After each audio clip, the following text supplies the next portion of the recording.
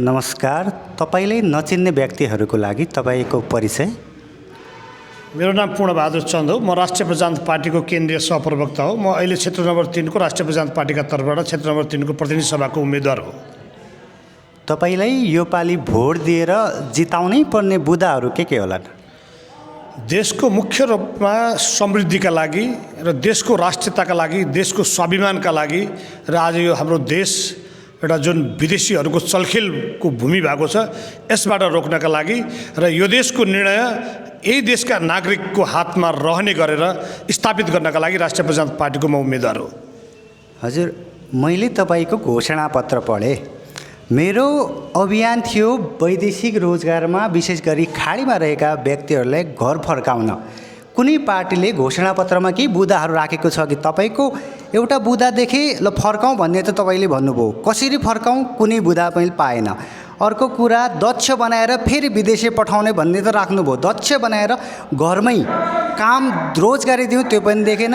र अर्को कुरा, विदेशमा रहेकाले भोट दिन पाउने त भन्नुभयो, तर विदेशमा रहेका घर कहिले आउने त्यो पनि छैन। त्यसको लागि मुख्यतः यो 36 वर्षको कालखण्ड जुन देशमा मुख्यतः 3 दलले शासन गरिराखेको थियो र यो 36 वर्षभित्रमा नेपाललाई समृद्ध बनाउने बाटोमा यो देशको राज्य व्यवस्थाका नेतृत्वले यदि खेलिदिएको भए त्यो 36 वर्षको कालखण्डले विदेशी नेपाली युवाहरूलाई विदेश जानुपर्ने बाध्यता हुन्थेन। झन्डै 2.5 दशक के अरे 3.5 दशकको लामो कालखण्ड एउटा देशलाई समृद्ध बनाउने र नेपाली युवालाई नेपालमै रोजगारी दिलाउन सकिने प्रशस्त समय हो।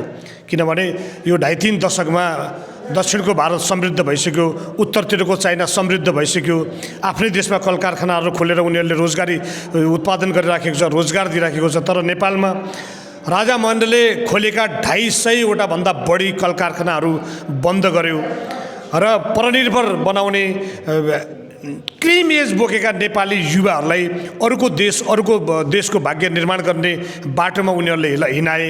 बुढापाका मात्रै यो देशमा रहने र बाल बच्चाहरू र क्लास 12 सम्म पढ्ने नानीहरू मात्रै नेपालमा बस्ने किसिमको माहौल बनायो। र यसबाट अब देशले चाहिँ यसलाई देशमा अब चाहिँ समाप्त पार्नुपर्छ। यो तरिकाले हाम्रो देश समृद्ध हुन सक्दैन, हाम्रो नेपालीहरू समृद्ध हुन सक्दैनन्। र यस कारण अब आफ्नै देशमा ती तमाम युवाहरूको भविष्य सुनिश्चित हुने बाटोमा हामी अगाडि बढ्नुपर्छ। त्यसका लागि राष्ट्रिय प्रजातन्त्र पार्टी बाहेक अरू पार्टीले सक्दैन भन्ने कुरा यो 36 वर्षको कालखण्डले देखाइसक्यो। हामी भन्दैछौँ आम रूपमा एउटा युवाले 30-40-50 हजारको लागि विदेशिनु पर्दैन। राज्य व्यवस्थामा हामी पुग्यौँ भने त्यो किसिमको वृहत रूपमा हामीले रोजगारी सृजना गर्नुपर्छ। हामीलाई कल कारखानाहरू हामीले यहाँ स्थापित गर्नुपर्छ। नेपाली 2.5-3 करोड नेपाली जनतालाई पुग्ने गरेर त्यस्ता किसिमका दैनिक बोकका सामानहरू आफ्नै देशमा निर्माण गरेर अगाडि बढ्नुपर्छ र त्यो समृद्धिसित त्यो युवाहरू पनि जोडिन्छन्। हजुरले राम्रो सन्दर्भ जोड्नुभयो कि 40-50 हजार कमाउन विदेशिनु पर्दैन।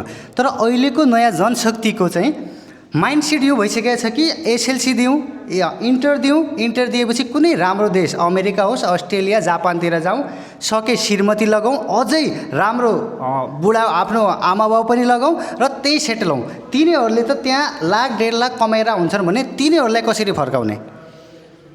त्यही त म भन्दैछु नि। आज इन्टर पास गरेर मात्र होइन, यदि एसएलसी पास गरेर पनि जाने परिस्थिति सिर्जना हुन्थ्यो र नेपाली नागरिकता बन्थ्यो भने अहिलेको जनशक्ति जनयुवाहरू विदेशिनलाई तयार छ। तर त्यो किन भयो भन्ने त्यसको कारक तत्त्व के हो भन्ने कुरामा हामी जानुपर्छ। मुख्यतः यो देशको शासन गर्ने व्यवस्थाका राजनीतिक दलका नेताहरूमा कुनै पनि आफ्नै देशमा ती युवाहरूको भविष्य सुनिश्चित गर्ने बाटोतिर कहिले पनि गएन। यिनीहरू कसरी भ्रष्टाचार गर्ने, कसरी आफ्नो सत्ता टेकाइराख्ने, कसरी भोलि फेरि मिलिजुली सरकार बनाएर चाहिँ सत्तामा पुगिरहने र देशको राज्यले ट्याक्सलाई चाहिँ दोहन कसरी गर्ने भन्ने भूमिका बाहेक अर्को उनीहरूसित भूमिका नै भएन। अनि अब यो प्रक्रियाभन्दा बाहिर ल्याउनको लागि हामीले भनेका छौँ नि, यो देशको शासन व्यवस्था परिवर्तन नगरिन्जेलसम्म हाम्रो नेपालीको अवस्था परिवर्तन हुँदैन भन्दैछौँ नि हामी।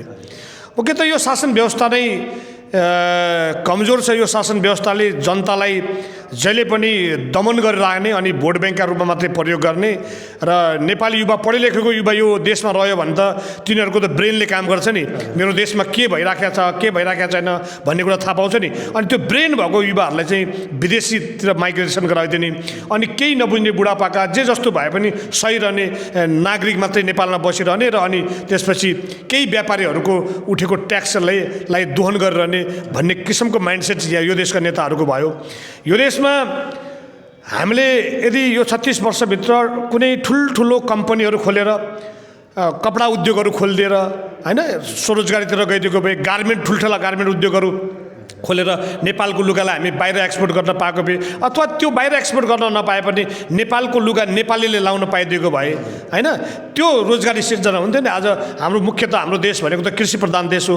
हाम्रो कृषिमा कसरी आमूल परिवर्तन गर्न सकिन्छ भन्ने कुरा नेपाली नेताहरूले सोचिदिएको भए यो अवस्था आउँथेन नि। आज कृषि प्रधान देश मुलुक हाम्रो मुलुक कृषि प्रधान देश हो। हाम्रो कृषिमा उत्पादन एकदमै न्यून हुँदै गएको छ। त्यतातिर एउटा पनि मलखातको चाहिँ एउटा उद्योग हाम्रो देशले 36 वर्षमा खोल्न सकेन।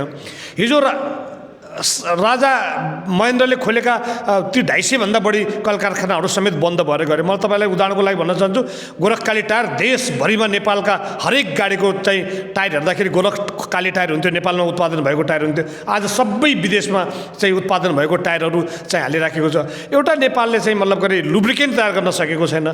एउटा नेपालले चाहिँ गाडीको स्टियरिङमा लाउने कभर तयार गर्न सकेको छैन। हरेक कुरा यसरी जोडिन्छ कि हरेक कुरामा हामी नेपालीहरू परनिर्भर भएर बसेको आजको अवस्था हो। अब हामीले आफ्नै मुलुकका नागरिकहरूलाई स्थापित गर्ने गरेर यहीँ स्वरोजगारीको बाटो खोलेर कृषिमा हुन्छ कि पर्यटनमा हुन्छ कि मुख्यतः हाम्रो अब यो कस्तो भने भूपरिवेष्टित मुलुक हो हाम्रो देश नेपाल। यहाँ हामी यो यति सुन्दर यति दुई घन्टाको बिचमा 2-3टा किसिमको क्लाइमेटहरू पाउने देश भनेको नेपाल नै हो। अनि यो देवभूमि हो नेपाल। हामी 150 करोड हिन्दूहरूको एउटा गन्तव्य स्थल हामी बनाउन सक्छौँ। त्यतातिर दिमाग हामीले लाउन सक्छौँ। अनि यहाँ पर्यटनको प्रचुर सम्भावना छ। पर्यटनको चाहिँ यति सम्भावना छ कि पर्यटनसित जोड्यो भने यहाँका हजारौँ युवाहरूले आफ्नै मुलुकमा चाहिँ रोजगारी पाउँछ। त्यतातिर कसै पनि नेताको दिमाग जाँदैन। कसरी भ्रष्टाचार गर्ने, कसरी नातावाद कृपावाद गरेर तिनीहरूलाई चाहिँ उनीहरूको जीवन र उनीहरूको जीवनशैली एकदमै धनाढ्य व्यक्तिको भन्दा ठुलो बनाउने नेताहरूको एउटा चाहिँ परिपाटीले आज हाम्रो देश गरिब हुँदै गएको छ। मैले भन्ने गरेको छु, 2टा समृद्धशाली मुलुकको बिचमा हाम्रो 2.5-3 करोडको नेपालीको भूगोल किन सधैँभरि गरिबको गरिब रहिरहनु पर्ने? यो त होइन नि। यो नियति त नेपालको होइन नि। कुनै बेला नेपालले कोरिया जस्तो देशमा चाहिँ मतलब गरे धान चामलको चाहिँ एक्सपोर्ट गर्थ्यो। कुनै बेला ब्रिटेन जस्तो देशलाई चाहिँ पैसाको चाहिँ मतलब सहयोग गरेको छ। आज नेपालले भिख मागेर कटोरा थापेर कहिले एमसिसीका नाममा हाम्रो देशमा विदेशीहरूको हस्तक्षेप गराइराखेको छ। कहिले कुनै बाहनामा, कहिले कुनै बाहना, कहिले ग्रान्डको। यो हाम्रो देश भिख माग्ने देश होइन। तर के गर्ने, यो 36 वर्षको कालखण्ड हेर्दाखेरि हिजो 47-48 सालमा 6-7 खर्ब नेपालीलाई ऋण थियो। आज 35 खर्बभन्दा बढी नेपाललाई ऋण छ र हरेक नेपालीको टाउकोमा जन्मिने बित्तिकैको बच्चाको टाउकोमा 1 लाखभन्दा बढी कर्ज थुपारिसकेको छ। यो कुराले कहिले पनि समृद्धिको बाटोमा जान सकिँदैन। यो व्यवस्था नै बाधक हो र राष्ट्रवादी कित्ताको पार्टी जबसम्म यो देशमा स्थापित हुँदैन तबसम्म समृद्धिको परिकल्पना गर्न सकिँदैन। यसर्थ आज हामी राष्ट्रिय प्रजातन्त्र पार्टीका तमाम मेचीदेखि महाकालीसम्मका युवा जुन क्याडरहरू छौँ, भ्रष्टाचार गरेर खानु आमाको रगत खानु सरह हो भन्ने कसम खाएर भ्रष्ट कहिले हुँदैनौँ, बरु नष्ट हुन तयार हुन्छौँ। भ्रष्ट हामी कहिले हुन सक्दैनौँ भन्ने किसिमले हामी अगाडि बढिराखेका छौँ र जनताले विश्वास गर्यो भने यसपालि राष्ट्रिय प्रजातन्त्र पार्टीको बहुमतको सरकार स्थापित हुने कुरामा हामी ढुक्क छौँ। तर जनताले बुझ्नु पर्यो, यो 21 गते जनताको हातमा जुन पावर छ त्यो पावर राष्ट्रवादी कित्तामा आउनु पर्यो। आएन भने फेरि हाम्रो भविष्य त यत्तिकै गएको, आउने पुस्ताको समेत भविष्य अल्मलिन बाहेक अर्को कुनै काम छैन। अहिलेको अवस्थामा देशलाई हिन्दू राष्ट्र बनाउन सम्भव छ र किनभने मध्य प्रदेशमा त्यस्तो झडपहरू भइरहेछ। झन् हामीले हिन्दू राष्ट्रको माग अगाडि बढायो भने झन् झडप अझै बढ्ने पो हो कि? मधेसमा सबभन्दा बढी हिन्दुत्वको चाहिँ के अरे मन र मन भएका व्यक्तिहरू छन्। आज 95% ओमकार परिवारले सुशोषित भूगोल नेपाल हो। आज 5% मात्रै अन्य धर्मावलम्बीहरू बस्छन्। फेरि अन्य धर्मावलम्बीहरूलाई बहिष्कार गर्ने, बस्न नदिने भन्ने होइन। हामीले सर्वधर्म समभावसहितको हिन्दू राष्ट्र स्थापित हुनुपर्छ, जो संसारभरि 150 करोड हिन्दूहरूको एउटा गन्तव्य स्थल बनाउनुपर्छ भनेका छौँ। हामी धार्मिक रूपमा हामीले राज्य व्यवस्था चलाउन खोजेको होइन, तर 95% ओमकार परिवार भएको नेपाली नागरिक, 92% हिन्दूहरूले ओगटेको यो मुलुक कहिले पनि धर्मनिरपेक्ष हुन सक्दैन।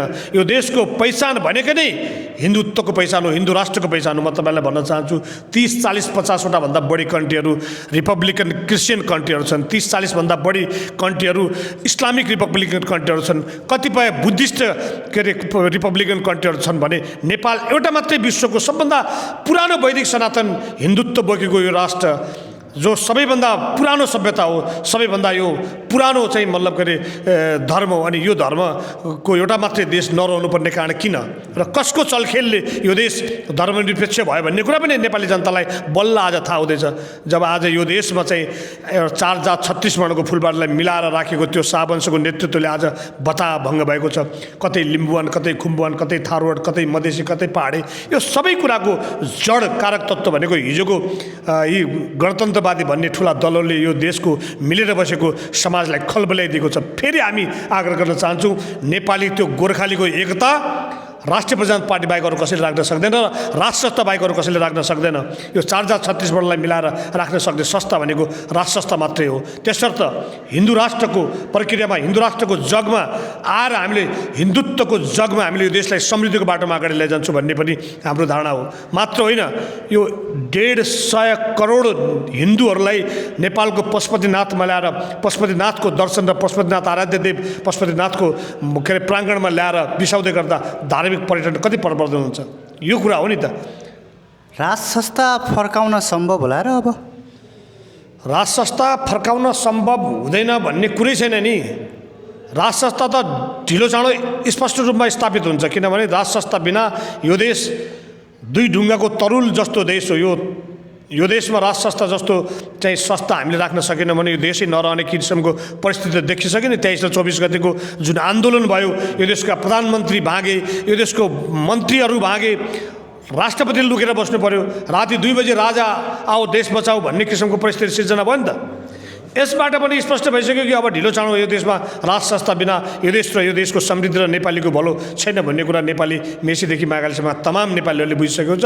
यद्यपि विदेशमा भएका तमाम ती युवाहरूले पनि बुझ्यो हाम्रो देशको राज संस्था नरहन्जेलसम्म यो हाम्रो देश समृद्ध हुन सक्दैन। एकजना मलाई आज एउटा युवाले भन्दै थियो, दाइ जति बेला अमेरिकाको राष्ट्रपतिले नेपालको प्रधानमन्त्रीलाई करप्ट भन्यो मलाई रिस उठ्यो, तर मेरो म्यानेजर एउटा अर्को फिलिपिन्सको त्यो म्यानेजर थियो, त्यसले के भन्यो भने तैँले पैसा पठाइसकेस् भनेर सोद्धाखेरि मैले पठाएको छैन भनेर भने।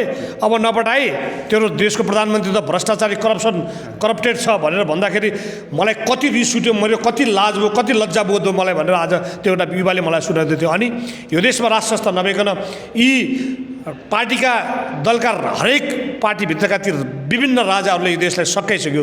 यो देश जसले तपाईँ र हामीलाई नेपाल र नेपालीमा आज हुनमा विश्व समुदायमा चिनाएको छ, त्यो राज संस्था, त्यो राज के अरे शाहको वंशको के राज संस्था यहाँ स्थापित नभइकन यो देशको समृद्धि छैन।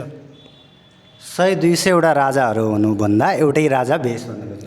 एउटै राजा बेस मात्रै होइन, 100-200 वटा राजा बनाउनु पर्ने कारणै छैन। ती 100-200 राजै हुन्, तिनीहरू जबरजस्ती राजा हुन खोजेका हुन् दलको चाहिँ आडमा। राजा त एउटै हो, त्यो शाहवंशको राजा हो जसले हिजोको 22 र 24 राज्य एकीकरण गरेर यो देशलाई नेपाल र हामीलाई नेपाली बनाएर विश्व समुदायमा चिनाएको छ। त्यो वंशधर शाहवंशको हो नि। त्यो शाहवंशकै नेतृत्व यो देशको राजाहरू कुनै पनि राजा बन्न सक्दैनन्। अहिले हावा त नयाँ पार्टीहरू युवाहरूको हावा बढी चलिरहेछ। यो हावाको लैलैमा तपाईँ म जित्छु भन्नेमा कतिको आत्मविश्वास बोकेर हिँड्नु भएको छ? त्यो हावा कस्तो हावा भनेर तपाईँ विचार गर्नुहोस्। कुनै दिन हाम्रो तराईतिर एकदमै बाढी हुरी आउँछ नि, हुरी पाखाका मतलब पात्तर भन्छ नि, टिन सिन सबै झाप्रो साप्रो सब उडाएर जान्छ नि, अनि बिस्तारै 2-3 घन्टामा समाप्त भएर जान्छ नि। हो त्यस्तै यो नयाँ पार्टीका हावाहुरीहरू भनेका यो चुनावको यो 17-18 गतेसम्म सबै समापन भइसकेका हुन्छन् र जुन राष्ट्रवादी कित्ताको पार्टी यो देशको समृद्धिको लागि अगाडि बढेको पार्टी भ्रष्टाचार गरेर खानु आमाको रगत खानु सर हो भन्ने पार्टीको क्याडरहरू देशभरि चुनाव जित्दैछ। धन्यवाद, तपाईँको समयको लागि धेरै धेरै धन्यवाद र तपाईँको यो पालिको चुनावको परिणाम पनि सकारात्मक होस् भन्ने यही चाहन्छु। धन्यवाद, थ्याङ्क यू, धन्यवाद।